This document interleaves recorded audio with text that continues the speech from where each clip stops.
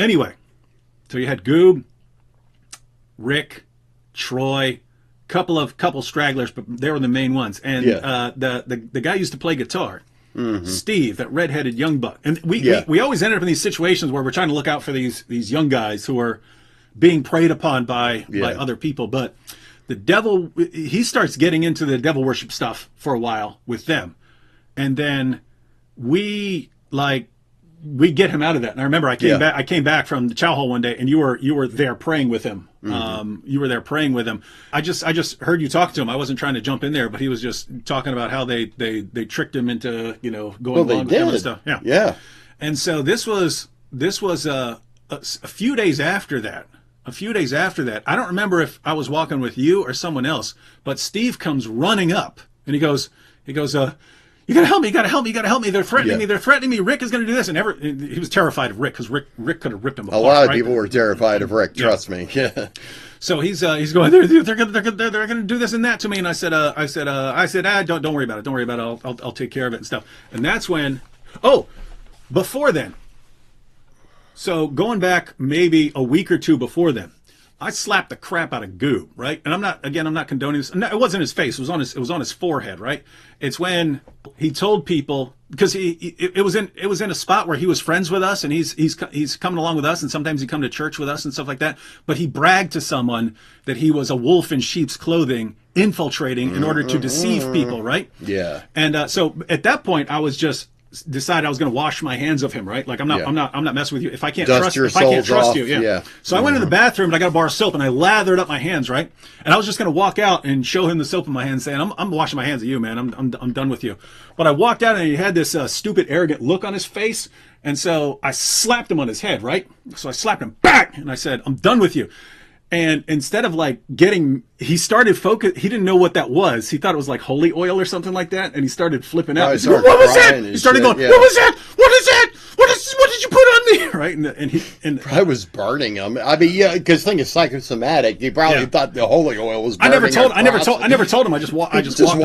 So again, guys, not condoning the behavior. No. Prison is a different environment. It was heat of the moment against a guy who's like going after all these young guys. Yeah.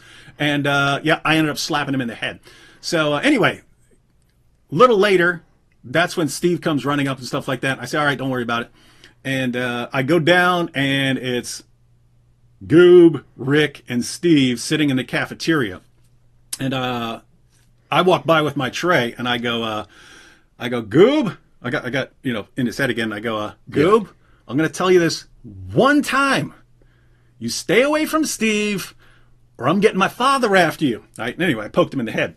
And he goes, "Ooh." So anyway, so I walked away and I said, "All right, that's done." He goes, "Hey, wait." Right? Anyway, I walked away. Start copping deuces then, yeah. I walked back up in the dorm. I don't remember how many, it was a couple of us, one or two others, and I was like, "Guys, let's pray for the Lord to deal with this guy, because he's obviously treating this as a joke, going after this young guy." Yeah, we weren't getting anywhere, it seemed like. Yeah. We got together, prayed for God to deal with this problem, and it was just God. That was just beyond our understanding and beyond our comprehension. It was just God, get rid of him. And it was a couple hours later, the alarm goes off. The alarm, that means everyone go back, and you're going to be counted. Right. We don't find out until later that Troy and Rick that evening tried to escape, and Goob didn't try to escape, but he was locked up for planning their escape. And then you heard from Bowles, who was in their little Satanist seance, that a demon appeared to them that evening and said, "If you go right now, I will help you I don't escape." know why these idiots always came to me, but for some reason, everybody at that prison... I mean, keep in mind, I came from maximum security to a medium security, so I guess I can kind of see that a little bit. And they would sometimes run the wood with the stuff, and it's like, I really think it was a cry for help more than it was, like they wanted us to take care of their problem. I kind of really got that impression on a couple people. And then, like with Goob, and I will say this, toward his thing, I think he got himself. I think he signed a contract kind of in his mind that he should never have signed. And it doesn't mean that I mean, as far as giving your soul to the devil or whatever, you don't have to go out in the middle of a yard and slaughter a chicken and say that. It's about the way you live. It's about the way you carry yourself, things like that. And I think Goob got so into the drug scene and so into, I mean, he was homeless. I mean, before prison, he had a really rough time of it, and he turned to the wrong thing. I mean, his upbringing and everything didn't help either. So Goob had AIDS, and he got it from. Can I tell? I know exactly what it was from. Drug use. I tell you the exact story. And he knew it, right? He knew the guy had AIDS. No. And he knows the exact moment he got it. He told me the story. I forgot to tell you this. Okay, well, first time premiere. Here you go. This is how Goob got AIDS. This is new stuff. This might be the title. Didn't know. None of you out there know how Goob got AIDS. This is premiering knowledge of how Goob got AIDS. Okay. What happened was he was under an underpass with another individual, and they were getting ready to they were about to do something you're not supposed to do. Yeah, okay, you guys get the idea. But anyways, they didn't have any water, so he took the needle the guy had just used rainwater out of the gutter to prepare his thing, and he said, I knew when I was pushing that plunger that I had just gotten AIDS. He said he knew the second he got it, which I personally believe is very, very spiritual there too. I mean, he knew what he was doing was wrong. Yeah, he said he didn't care. Yeah, and he said he just didn't care, and he disobeyed God, and he did that, and he ended up with AIDS.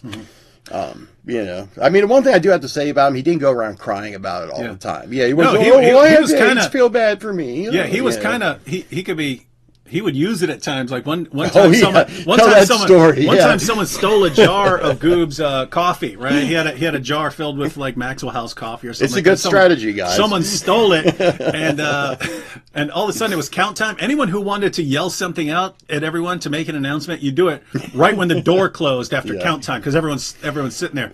And so as soon as the door closed, you hear, "Hey, whoever stole my coffee, better check yourself before you wreck yourself." He goes, "I have AIDS and I spit in it and I hope you get it." He found his jar of coffee. It's not funny. If anybody's HIV positive, we're not laughing at that. Yeah. We're laughing at the incident. We're laughing at Goob being funny, using this to his advantage. He found his coffee in the garbage can later. Yeah, at least he got his coffee back. Yeah. So anyway, that was the last time I saw these dudes. Yeah. And it was just amazing that it was right then. It was like 2 hours after hey, I'm gonna get my father after you, and then last time I see any of these dudes.